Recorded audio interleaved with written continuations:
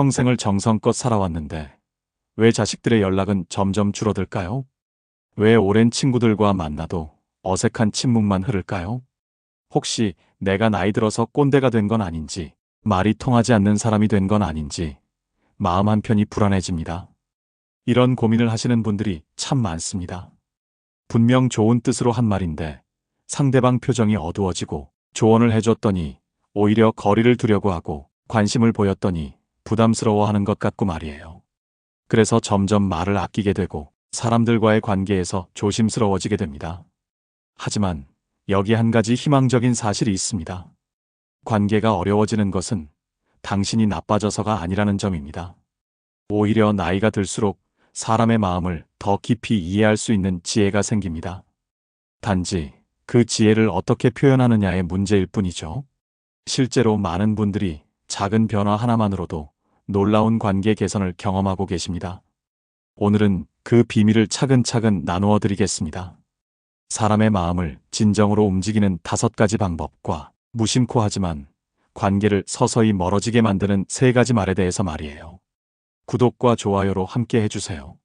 첫 번째, 상대방의 선택을 먼저 인정해주는 것입니다. 박철수 씨는 70이 된 아버지입니다. 얼마 전 40 중반인 아들과 새 차를 사는 문제로 의견이 엇갈렸답니다. 아버지는 경제적이고 실용적인 차를, 아들은 조금 비싸더라도 안전장치가 잘 되어 있는 차를 원했죠. 예전 같으면 내가 몇십 년을 살아봤는데 차라는 게 말이야 라며 자신의 경험을 앞세웠을 겁니다. 하지만 이번에는 달랐습니다. 내가 고른 것도 좋은 이유가 있겠구나. 안전을 생각하는 마음이 기특하네. 라고 먼저 말씀하셨다고 합니다. 그 한마디에 아들의 표정이 확 밝아지더니 오히려 아버지 의견도 들어보겠다며 함께 여러 차종을 비교해보기 시작했다고 하더군요. 심리학에서는 이를 긍정적 수용이라고 합니다. 상대의 의견에 100% 동의하지 않더라도 그 의견이 존재할 가치가 있음을 먼저 인정해주는 것입니다. 심리학자 존 가트먼의 연구에 따르면 관계가 좋은 사람들의 특징은 상대방의 영향력을 받아들이는 능력이 뛰어나다는 점입니다. 내 주장을 굽히는 것이 지는 것이 아니라 상대방의 생각을 내 안으로 잠시 초대하는 것이죠. 칭찬을 100번 늘어놓는 것보다 상대의 의견을, 그것도 좋네라고 한번 받아주는 것이 훨씬 더 깊은 존중의 신호가 됩니다. 두 번째, 힘들었겠다는 한마디의 힘입니다. 정숙 씨는 65세 여성입니다. 얼마 전 며느리와 갈등이 있다고 털어놓는 친구를 만났답니다. 친구는 1시간 내내 아들 험담과 며느리에 대한 서운함을 쏟아냈습니다. 보통이라면 그래도 아들이 최고지. 애들이 몰라서 그러니 내가 참아라는 조언을 했을 겁니다. 하지만 정숙 씨는 가만히 듣고 있다가 친구의 손을 살며시 잡으며 딱 한마디를 건넸습니다. 정말 힘들었겠어. 이 짧은 한마디에 친구는 참았던 눈물을 왈칵 쏟아내고 말았습니다. 수만 가지 위로보다 수백 번의 칭찬보다 이 한마디가 친구의 다친 마음을 완전히 열어젖힌 것이죠. 미국의 심리학자 칼 로저스는 이를 공감적 이해라고 불렀습니다. 상대방의 세상을 있는 그대로 함께 느껴주는 것만으로도 사람의 방어 기제는 무너진다는 것이죠. 칭찬은 아무리 좋아도 결국 잘했다는 일종의 평가입니다. 하지만 힘들었겠다는 말은 평가가 아니라 상대의 고통 속에 내가 함께 들어가 있다는 강력한 신호입니다. 이 나이가 되면 우리는 누구나 각자의 짐을 지고 살아갑니다. 젊었을 때는 이겨내야 할 숙제였던 일들이 이제는 오롯이 견뎌내야 할 삶의 무게가 되었죠. 이럴 때 누군가 나에게 참 잘하고 있다고 칭찬하면 왠지 모르게 더 잘해야 할 것 같은 부담감이 생기기도 합니다. 하지만 정말 힘들었겠다는 말은 내 어깨의 짐을 잠시 내려놓아도 좋다는 허락처럼 들립니다. 세 번째, 감정에 정당성을 부여해주는 것입니다. 명희 씨는 68세 여성입니다. 얼마 전 동창회에 갔다가 기분이 이상해서 돌아온 친구의 전화를 받았습니다. 친구가 말하기를 다른 친구들이 은근히 자식 자랑을 하며 본인을 소외시키는 기분이 들었다고 하더군요. 평소 같으면 야, 그 사람들 원래 그래. 내가 더 잘 살면 되지. 라며 기운을 북돋아주려 했을 겁니다. 하지만 이번에는 가만히 고개를 끄덕이며 이렇게 말했습니다. 명희야, 그런 자리에 가서 그런 말 들으면 누구라도 속상했을 거야. 내가 예민한 게 아니야. 전화 너머 잠시 침묵이 흐르더니 친구는 한숨을 크게 내쉬며 내 마음을 알아주니 이제야 살 것 같다고 답했습니다. 칭찬 한마디 없었지만 친구의 마음속 응어리는 그 순간 씻은 듯이 사라졌습니다. 심리학에서는 이를 감정 타당화라는 개념으로 설명합니다. 상대가 느끼는 부정적인 감정이 지극히 정상적이고 당연하다고 인정해주는 과정입니다. 하버드 대학교의 심리학자들은 인간이 자신의 감정을 부정당할 때 가장 큰 스트레스를 느낀다고 말합니다. 좋게 생각해라는 말은 얼핏 긍정적이지만 사실 상대가 느끼는 슬픔이나 노여움을 잘못된 것으로 규정해버리는 실수가 되기도 합니다. 반면 그 상황이면 당연히 속상하지라는 말은 상대의 존재 자체를 긍정하는 가장 강력한 수단이 됩니다. 60대 이후에는 누구나 자기 검열이 심해집니다. 내가 나이 먹고 속 좁게 구는 건가? 남들은 다 잘 사는데 나만 유난인가? 하는 생각이 머릿속을 떠나지 않죠. 이럴 때 누군가 건네는 누구라도 그랬을 것이라는 말은 가뭄의 단비와 같습니다. 네 번째, 전달 과정에 책임을 지는 지혜입니다. 영수 씨는 72의 할아버지입니다. 얼마 전 동호회 모임에서 총무를 맡은 후배에게 조언을 한마디 건넸습니다. 이보게, 장부 정리는 이렇게 하는 게 더 깔끔하지 않겠나? 좋은 뜻으로 한 말이었지만 후배의 표정은 금세 어두워졌고 분위기가 싸해졌습니다. 보통이라면 나이 먹은 사람이 좋은 소리 좀 할 수도 있지. 요즘 젊은 사람들은 참 예민해라며 혀를 찰 상황입니다. 하지만 영수 씨는 후배의 어깨를 가볍게 두드리며 이렇게 덧붙였습니다. 아이고, 내가 돕고 싶은 마음의 한 말이 제 의도와 다르게 전달된 것 같네요. 미안합니다. 그 말 한마디에 후배의 굳어있던 얼굴이 단숨에 풀렸고 오히려 후배가 먼저 다가와 조언을 구하기 시작했습니다. 심리학에서는 이를 투명성 착각이라고 부릅니다. 내 마음은 투명해서 남들이 다 알 거라고 생각하지만 사실 상대는 내 의도가 아니라 내 말투와 표정만 보고 판단한다는 것이죠. 심리학자 리처드 니스벳의 연구에 따르면 사람들은 상대의 행동 원인을 분석할 때 그 사람의 진심보다는 눈앞의 상황에 더 민감하게 반응합니다. 그래서 내 마음이 아무리 따뜻했더라도 상대가 상처를 입었다면 그건 전달 과정에서 오류가 생긴 것입니다. 내 의도는 그게 아니었다고 변명하는 대신 의도와 다르게 전달됐다고 책임을 지는 태도는 수천 마디의 변명보다 강한 설득력을 가집니다. 다섯 번째, 진심 어린 사과의 힘입니다. 수진 씨는 66의 여성입니다. 며칠 전 며느리에게 손주 교육에 도움이 될까 싶어 전집 몇 권을 보냈습니다. 고마워할 줄 알았던 며느리의 목소리가 평소보다 차갑자 수진 씨는 직감적으로 무언가 어긋났음을 느꼈습니다. 보통은 내가 돈 들여 사줬는데 반응이 왜 저래? 라며 서운해하거나 애 키우는데 다 도움되라고 하는 소리지 라며 본인의 선의를 강조했을 겁니다. 하지만 수진 씨는 며느리에게 조용히 문자를 남겼습니다. 얘야, 내 마음만 앞서서 보낸 책들이 혹시 너에게 부담이 되었다면 미안하구나. 얼마 뒤 며느리에게서 어머님, 사실 거실이 좁아 고민 중이었는데 제 마음 알아주셔서 감사해요. 라는 진심 어린 답장이 돌아왔습니다. 평생 관계를 살아오며 우리는 사과를 지는 것이라고 생각하며 살아온 세월이 길었습니다. 특히 윗사람이 아랫사람에게 사과하는 것을 권위가 깎이는 일이라 여기기도 했죠. 하지만 심리학에서는 이를 책임의 공유라고 부릅니다. 상대방이 느낀 불편함의 원인을 나에게서 찾고 그것을 먼저 말해주는 순간 상대는 공격받는다는 느낌에서 벗어나게 됩니다. 사회심리학자 로버트 치알디니는 자신의 실수를 먼저 인정하는 사람에게 인간은 본능적으로 더 큰 신뢰와 호감을 느낀다고 말합니다. 하지만 반대로 선의로 한 말이지만 관계를 서서히 망가뜨리는 위험한 표현들도 있습니다. 첫 번째 위험한 말은 남들도 다 그래입니다. 정자 씨는 65 나이에 요즘 부쩍 외로움을 느끼는 여성입니다. 얼마 전부터 무릎 관절이 좋지 않아 밤마다 잠을 설치고 우울한 마음이 커져 동네 단짝 친구에게 전화를 걸었습니다. 정수가 요새 다리가 너무 아파서 동네 한 바퀴 도는 것도 고역이네. 마음이 참 적적해. 그러자 친구는 위로는커녕 숨도 쉬지 않고 이렇게 답했습니다. 야, 이 나이 되면 다들 그래. 나도 아침마다 허리가 끊어질 것 같고 옆집 영희 엄마도 지난달에 다리 수술했잖아. 다들 그렇게 늙어가는 거지 뭐. 친구는 나름대로 위로한답시고 너만 아픈 게 아니니 안심하라는 뜻으로 한 말이었겠지만 정자 씨는 그 말을 듣는 순간 입을 꾹 다물게 되었습니다. 자신의 고통이 길가에 흔하게 널린 잡초처럼 취급받는 기분이 들어 아무 말도 나누고 싶지 않아진 것이죠.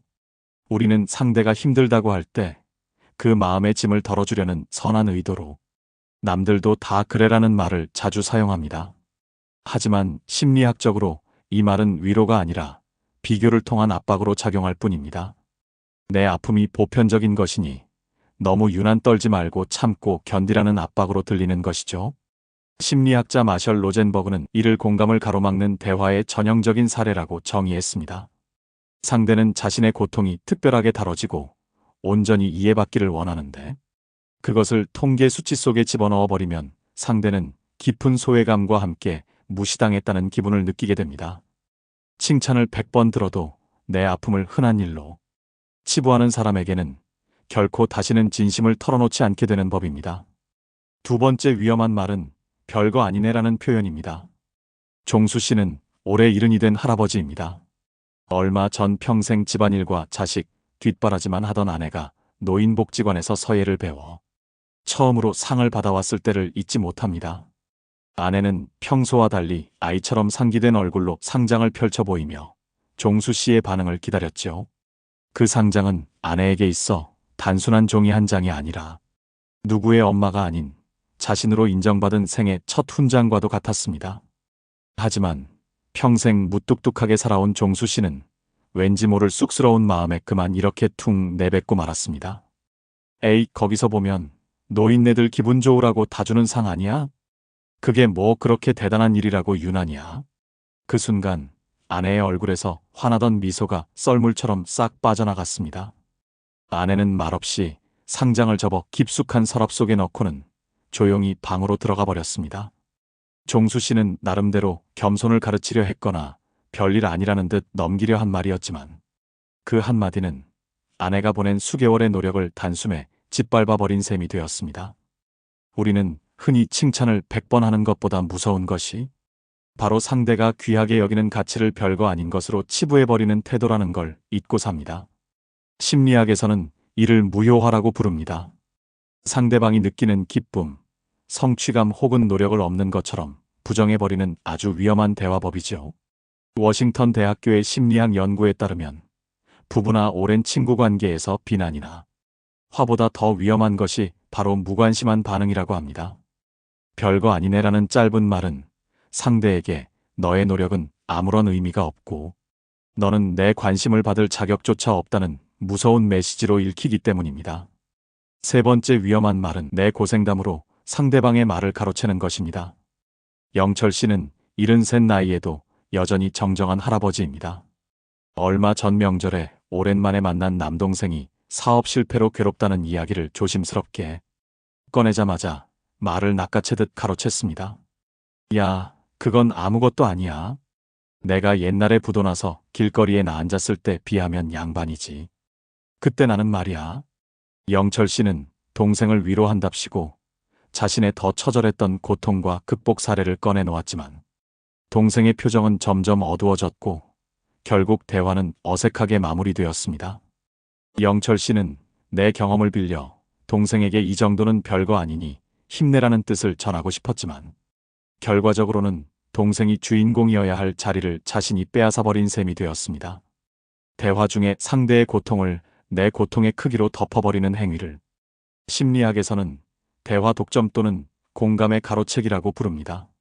말하는 사람은 나도 겪어봐서 그 기분 안다며 동질감을 표현한다고 착각하지만 듣는 사람 입장에서는 내 아픔은 내 아픔보다 작으니 입 다물어라는 무시로 받아들여집니다.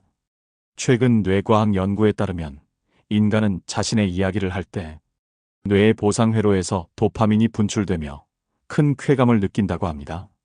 반대로 내 이야기를 하려는데 상대가 말을 끊고 자기 이야기로 화제를 돌려버리면 우리 뇌는 신체적인 통증을 느낄 때와 유사한 거부 반응을 보입니다. 환갑을 넘기고 고희를 지낸 우리 세대는 참으로 모진 풍파와 세월을 온몸으로 견뎌온 분들입니다. 누구나 가슴속에 책 한 권으로도 모자랄 눈물 젖은 고생담이 꽉 차 있죠. 그러다 보니 남의 힘든 소리를 들으면 나도 모르게 내가 겪은 것에 비하면 그건 고생도 아니다라는 말이 반사적으로 튀어나오곤 합니다. 하지만 관계의 진정한 가치는 누가 더 처절하게 힘들었는가를 겨루는 시합이 아닙니다. 아무리 큰 태풍을 겪었어도 지금 눈앞에 있는 이웃의 작은 생채기를 먼저 들여다봐야 합니다. 나는 그 정도까지는 아니었지만 내 마음은 지금 정말 바위처럼 무겁겠구나라며 자신의 경험을 비교의 잣대가 아닌 오직 깊은 이해의 도구로만 사용해야 합니다. 그럴 때 상대는 비로소 진정으로 이해받았다는 영혼의 충만함을 느끼며 마음의 문을 활짝 열게 됩니다. 돌이켜보면 우리는 참으로 많은 것을 견뎌왔습니다. 자식들 교육시키고 부모님 봉양하고 가정 경제를 책임지느라 정작 자신의 마음은 늘 뒷전이었죠. 그러면서도 다른 사람들과 좋은 관계를 유지하려고 끊임없이 애써왔습니다. 누군가에게 서운한 소리를 들으면 밤을 설치며 내가 뭘 잘못했나 자책하며 스스로를 깎아내렸던 그 수많은 밤들, 그 고독한 시간들을 당신은 오롯이 혼자서 견뎌내셨습니다.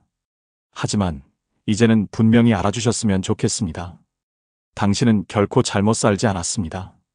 때로는 말실수를 하고 때로는 관계가 어긋나 누군가와 멀어졌을지라도 그것은 당신이 나쁜 사람이어서가 아닙니다. 그저 사랑받고 싶고 잘 지내고 싶었던 당신의 진심이 조금 서툴렀을 뿐입니다. 그 서툰 진심마저도 당신이 이 거친 세월을 살아내며 가슴속에 품어온 가장 따뜻한 불꽃이었음을 이제는 인정해 주십시오. 60이 넘고 70이 되어 거울 속에 비친 당신의 깊은 주름은 그냥 늙은 흔적이 아닙니다. 그것은 수천 번의 인내를 견디고 수만 번의 눈물을 삼키며 타인을 품어온 당신만의 훈장입니다. 이만큼 살아오느라 정말 고생 많으셨습니다. 누가 알아주지 않아도 당신의 삶은 그 자체로 충분히 숭고했고 당신이라는 존재만으로도 이 세상은 조금 더 따뜻할 수 있었습니다. 그러니 이제는 타인의 눈치에 당신의 소중한 남은 인생을 내어주지 마세요. 내가 더 잘했어야 했는데라는 자책의 채찍을 이제 그만 내려놓으십시오. 그동안 참아온 당신의 여린 마음을 당신이 먼저 안아주어야 합니다. 남들에게 건넸던 정말 힘들었겠다. 누구라도 그랬을 거야 라는 그 따뜻한 위로의 진짜 주인공은 사실 당신이어야 합니다. 당신은 앞으로 더 잘해낼 것이고 더 편안해질 것입니다. 이제는 화려한 기술이 없어도 당신의 존재에서 뿜어져 나오는 그 깊고 은은한 세월의 향기가 사람들을 당신 곁으로 이끌 것입니다. 지나온 세월이 당신을 부정하려 할 때마다 가슴에 손을 얹고 스스로에게 속삭여주세요. 나 정말 잘 살아왔다. 이만하면 충분하다. 나는 참 귀한 사람이다. 당신의 그 젖은 눈동자가 이제는 슬픔이 아닌 스스로를 향한 기특함과 안도의 빛으로 채워지길 진심으로 기도합니다. 우리 모두 조금씩 더 우리 자신에게 먼저 따뜻해질 수 있으면 좋겠습니다. 지금까지 빛나는 인생의 지혜였습니다. 오늘도 고생 많으셨습니다. 구독과 좋아요 눌러주시면 마음이 편해지는 이야기로 계속 찾아뵙겠습니다. 끝까지 시청해주셔서 감사합니다.